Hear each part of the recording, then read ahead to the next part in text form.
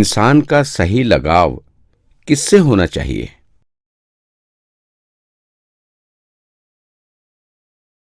मोह माया इस ज़िंदगी में हर एक को घेरने की कोशिश करती है।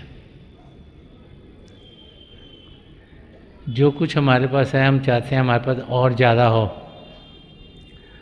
और जो कुछ हमारे पास है वो हम घबराते हैं कि हमसे दूर ना हो जाए, बिछड़ ना जाए। कुछ चीज़ है तो उससे लगाव इतना ज़्यादा कर लेते हैं कि सारा समय उस लगाव में ही निकल जाता है। हमें ये जानना चाहिए कि जो कुछ भी हम अपने लिए इस दुनिया में कमा कर, बना कर, जोड़ कर रख रहे हैं, उसमें से कुछ भी हमारे साथ जाने वाला नहीं। सब यहाँ का यहाँ ही रह जाएगा। प्रभु से प्रार्थना की जाए कि हे प्रभु, इतना हमें दो कि हम जो हमारी ज़रूरतें हैं वो पूरी हों।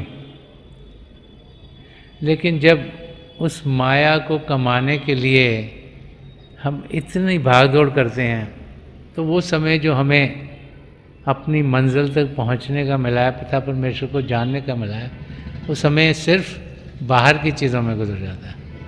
लगाव इंसान उतना ही रखे दुनिया की चीज़ों से जितना ज़रूरी है, क्योंकि जो लगाव है वो हमें उस अवस्था में पहुंचा देता है जिसमें कि इंसान का समय बहुत ज़्यादा लग जाता है। तो लगाव करना है तो पिता परमेश्वर से करें, क्योंकि जो भी लगाव इस दुनिया में करेंगे वो टेम्पररी है, थोड़ी देर के लिए। कितने सारे एग्जाम्पल्स लाइफ में मिलते हैं कि भाई भाई में गड़बड़ हो गई, पिता पुत्र में गड़बड़ हो गई, घर में कुछ गड़बड़ हो गई, जो बहुत मित्र थे अच्छे उनमें गड़बड़ हो गई। एग्जाम्पल्स अनकाउंटेबल हैं। तो जो कुछ भी इस ज़िंदगी में है वो टेम्पररी है, ये समझना चाहिए। और उस और अगर ध्यान देंगे तो हम असलियत को कभी पा नहीं सकेंगे। हमें ज़िंदगी के मकसद को पाना है, हमें अपने आप को जानना है, पिता परमेश्वर को पाना है, तो हमारे कदम प्रभु की ओर बढ़ने चाहिए। जो समय हमें मिला है उसमें हम अपने आप को जाने और पिता परमेश्वर से एक में हों, तो उस और इंसान को ध्यान कम देना है और ध्यान देना है अपनी आत्मिक तरक्की की ओर।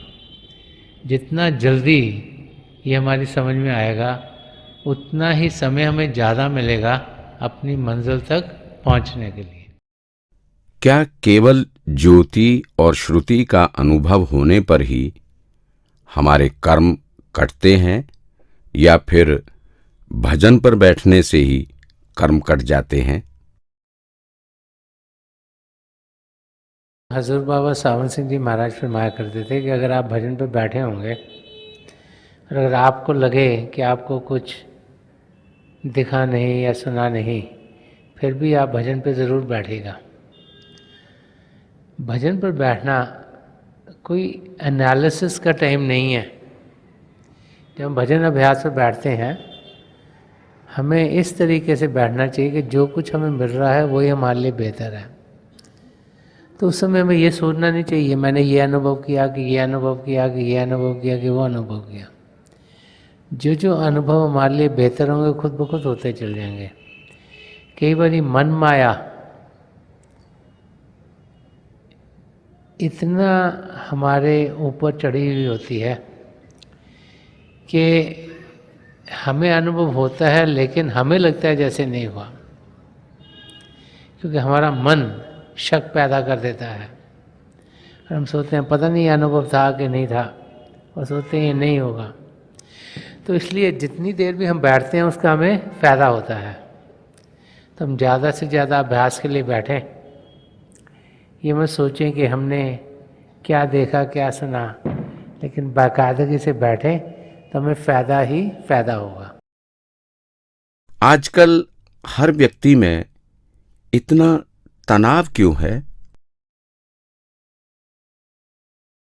आजकल सोसाइटी कुछ ऐसी है कि लगता है कि हर एक की ज़िंदगी में तनाव, स्ट्रेस और स्ट्रेन बढ़ता चला जा रहा है। अगर आज हम अपने आप को देखें तो हम ऐसे टाइम्स में जी रहे हैं जबकि हमारे सामने बहुत सी चीज़ें हैं, तरह तरह की नई इन्वेंशंस, तरह तरह की चीज़ें जो पहले नहीं थी। कम्युनिकेशन इतनी बढ़ गई है कि हम कहीं भी दुनिया में बैठे हों किसी और से बात कर सकते हैं, देख सकते हैं वहाँ क्या हो रहा है। तो जो हमारा दिमाग है वो तो उतना ही है जितना कि 100 साल पहले लोगों का होता था, या 200 साल पहले होता था, या 400 साल पहले होता था।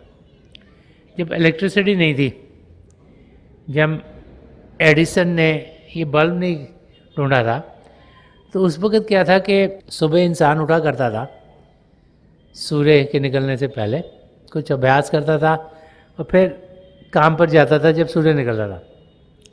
दिन भर काम करके शाम को जब सूर्य ढलता था तो वो वापस आता था और घर में खाना खाया और सो जाता था, आराम करता था। मिलता भी काफ़ी कम लोगों को था, क्योंकि वही जो उसके गांव में थे या जो उसके आसपास रहते थे वही लोग मिलते थे। तो इस करके उसकी इंटरेक्शन बड़े कम लोगों से होती थी और इसी करके उनकी ज़िंदगी में तनाव, स्ट्रेस, स्ट्रेन कम था।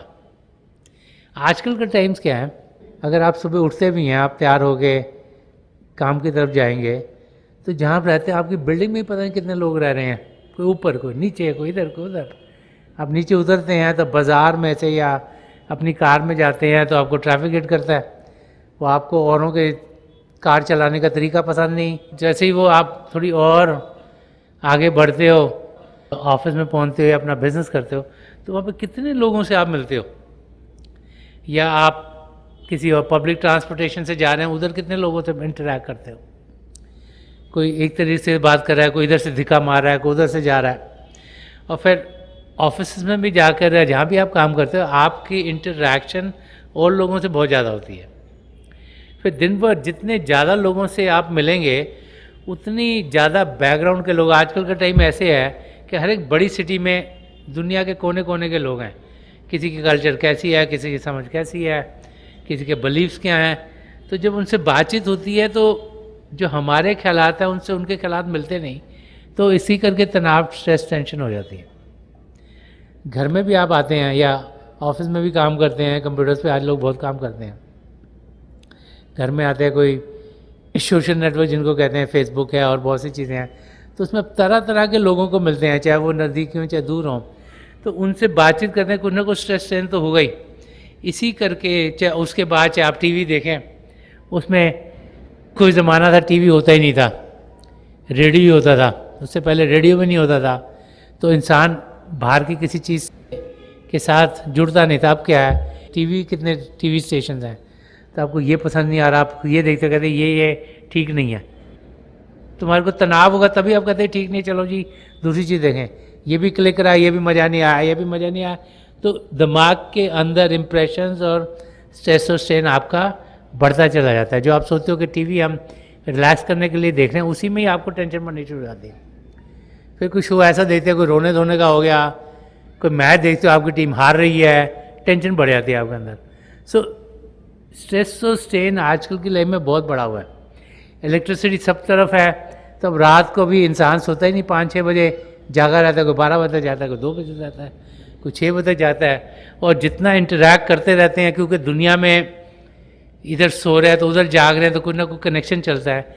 इस करके इंटरैक्शन बहुत बढ़ने के कारण हम सब ज़िंदगी में स्ट्रेस और स्ट्रेन बढ़ गया। उस सिचुएशन में हमें वो विधियाँ यूज़ करनी है जिसके ज़रिए हम अपने आप को शांत कर पाएँ, और वो है ध्यान टिकाना, थोड़ी देर अभ्यास में बैठना, मन को शांत करना, ताकि वो भी शांत हो। अभी तो वो हलचल में ही रहता है, सुबह रात तक किसी ना किसी हलचल में रहता है। तो उसमें अगर मन को शांत करेंगे तभी मेडिटेशन, अभ्यास करना बहुत ज़रूरी है। तो कुछ शांति जो अंदर के शब्द के साथ जुड़ के मिलेगी, उसमें कोई बाहर से हलचल आ भी रही है तो हम शांत हैं तो वो रुक जाएगी, वो और हलचल पैदा नहीं होने देगी। तो हमको खुद शांत होना, अगर हम खुद शांत होंगे तो इस स्ट्रेस और स्ट्रेन से हम डील कर पाएंगे। और अगर हम उस हलचल में ही डूब गए तो फिर हम भी स्ट्रेस के अंदर आकर कभी अपना ध्यान टिका नहीं पाएंगे और अपनी मंजिल की ओर बढ़ नहीं पाएंगे। आधुनिक युग में बच्चों को आत्म अनुभूति यानी सेल्फ रियलाइजेशन कैसे सिखाएं? सबसे अच्छा तरीका बच्चों को समझाने का है कि इंसान अपनी ज़िंदगी को सही करे। जो बच्चे हैं वो बड़े चीज़ें देखकर ज़हन में अपने डालते हैं। वो जब कुछ देखते हैं उसका उन पर बड़ा असर होता है।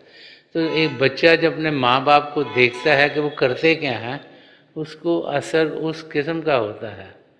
तो आजकल के टाइम में चाहे हमें लगे कि कंपटीशन बहुत है, अगर हम अपने बच्चों को ये समझाएंगे कि ज़िंदगी का ध्येय क्या है, और अगर उनको समझ में ये आया कि अपने आप को जानना बहुत ज़रूरी है, सेल्फ रियलाइजेशन करना बहुत ज़रूरी है, अपने आप को आत्मिक रूप में अनुभव करना बहुत ज़रूरी है, तो फिर वो भी उस किस्म की ज़िंदगी जीना शुरू करेंगे।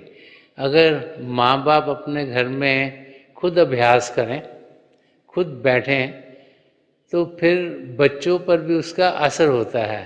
अगर हम बच्चों को कहें कि तुम अभ्यास करो और उन्होंने कभी हमको अभ्यास करते देखा ना हो, तो फिर वो भी अभ्यास नहीं करेंगे। तो हमें अपनी ज़िंदगी ऐसी बनानी है ताकि हमारे बच्चे हमसे कुछ अच्छी चीज़ें ग्रहण कर सकें। साथ में उनको ये भी समझाना है कि ये जो हमारा रास्ता है, ये पॉजिटिव मिस्टिसिज्म का रास्ता है कि घर गृहस्थी में जीते हुए हम प्रभु को पा सकते हैं। ये ज़रूरी नहीं कि प्रभु को पाने के लिए हम घर गृहस्थी छोड़ें और सबसे अलग हों। तो अपनी ज़िंदगी जीते हुए अपने पैरों पे खड़े होकर अपनी कमाई एक ऑनेस्ट वे से करते हुए जब हम अपनी ज़िंदगी जीते हैं, तो फिर बच्चों पर भी उस किस्म का असर पड़ता है। तो जब हम उन्हें ये समझाएंगे कि हम सबको पढ़ना लिखना है, फिर काम करना है, लेकिन साथ साथ ये ज़रूरी है कि हम समय भजन अभ्यास के लिए निकालें, तो फिर जब हम अपनी ज़िंदगी ऐसे जिएंगे तो हमारे बच्चों पर भी उसका अच्छा असर होगा। तो की ये है कि इंसान अपनी ज़िंदगी ऐसी बनाए जैसी वो चाहता है कि बच्चों की हो, और जब वो देखते हैं कि हमारे माँ बाप क्या कर रहे हैं, तो उसका असर उन पर बहुत गहरा होता है। और जब हम इस ज़िंदगी को जीते हुए रोज़ बाकायदगी से जो 10% टाइम है दिन का, जो 2.5 घंटे के करीब है, वो अभ्यास में देते हैं, तो बच्चों को भी शुरू से आदत पड़ती है कि अभ्यास में समय देना ज़रूरी है, और आस्ते आस्ते आस्ते उनकी ज़िंदगी में वो भाव भी आने शुरू हो जाते हैं, ताकि वो अपना ध्यान अंदर की ओर करें। उन्हें भी फिर अंदर की दुनिया के अनुभव होंगे और वो भी अपनी मंजिल की ओर बढ़ने के लायक होंगे। इंसान अपनी प्रगति स्पिरिचुअल पथ पर कैसे माप गेज सकता है? अपनी तरक्की रूहानी रास्ते पर मापना कोई बहुत आसान नहीं है। चंद चीज़ें हैं जो हम अपनी ज़िंदगी में देख सकते हैं। वो भाई बहन जो भजन अभ्यास करते हैं, रूहानी रास्ते पर चलते हैं, बाकायदगी से करते हैं, उनकी ज़िंदगी शांत होनी शुरू हो जाती है। समय के साथ साथ उनके अंदर जो क्रोध है वो कम होगा। उनकी बातचीत जब औरों के साथ होगी तो वो मिठास से भरपूर होगी। हमारे अंदर शांति ही शांति भरपूर है। हमारे अंदर प्रभु का शब्द चल रहा है, उससे मीठा और कुछ है नहीं। तो जितना ज़्यादा हम उसके साथ जुड़ेंगे, उतना ही हम देखेंगे कि हमारी ज़िंदगी खुशियों से भरपूर रहेगी और इस किस्म की ज़िंदगी हम आराम से गुजार सकते हैं। महापुरुष जब भी आए हैं उन्होंने यही समझाया कि हम ये ना जाने कि हमारी तरक्की कितनी हुई है, हमारा काम है एफर्ट पुट इन करना, रिजल्ट कुछ भी होगा उसका फिक्र नहीं करना है।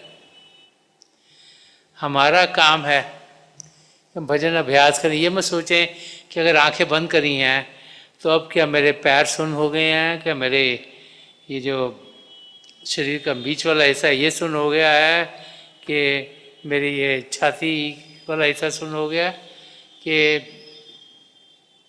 कि मैं किस तरीके से यहाँ शिव नेत्र पर एकाग्र हूँ। जब वैसे करते हैं तो ध्यान हमारा उन तरफ जाता है और फिर हम आगे बढ़ नहीं पाते। हमें ये देखना है कि हमें अभ्यास सही तरीके से करना है और जो जो हमारे लिए बेहतर होगा उसी किस्म के अनुभव हमें होंगे। केवल इंसान सोचता है कि यह अनुभव दूसरे अनुभव से बेहतर है, और ये भी ज़रूरी नहीं कि एक अनुभव के बाद दूसरा हो तीसरा हो, कोई भी अनुभव हो सकता है। डिपेंड करता है कि हम कितने पैशन से बैठते हैं, कितनी लगन है हम में प्रभु को पाने की, और हम कितने प्रेम से प्रभु की याद में समय गुजारते हैं। तो थोड़े से चिन्ह मिलते हैं, लेकिन हर वक्त सोचना कि मेरी कितनी तरक्की होगी, मेरी कितनी होगी, किसी और की कितनी हुई, उससे हमारी तरक्की होती नहीं, सगों उसमें बाधा आता है। तो हमें जानना चाहिए कि जो जो हमारे लिए बेहतर है वो हमारी ज़िंदगी में ज़रूर ढलेगा। और जब भी अभ्यास करें, वो भाई बहन जिन्हें नाम की देन मिल गई है, कोशिश यही होनी चाहिए कि रोशनियाँ, आसमान, सितारे, चंद्रमा को पार करते हुए अपने सदगुरु के नूरी स्वरूप तक हम पहुँच पाएँ। एक बारी वहाँ पर पहुँच जाएं तो इंसान को तसल्ली होती है कि हमारा कार्य ख़त्म हो गया, आगे का कार्य हमारे सदगुरु का है। तो हमें मेहनत करनी है, शरीर को शांत करना है, मन को शांत करना है, और जो भी नतीजा प्रभु चाहेंगे वही हमारी ज़िंदगी में ढलता चला जाएगा। थोड़ी देर के लिए आप सब अभ्यास के लिए बैठ जाइएगा। आप जहाँ भी बैठे आराम से बैठिएगा। जब आपकी आँखें आए बोल रहे हैं सीधी सामने ही फोकस होनी चाहिए, जैसे 8-10 दिन सामने आपके फोकस हो। आंखें बंद करते वो भाई बहन जिन्हें नाम की देन मिली है, आप सिमरन कीजिएगा। जो भाई बहन यहाँ नए हैं, आप पिता परमेश्वर के किसी भी जाति नाम का जाप कीजिएगा। जाप मन ही मन करना, ऊंचा नहीं दोहराना।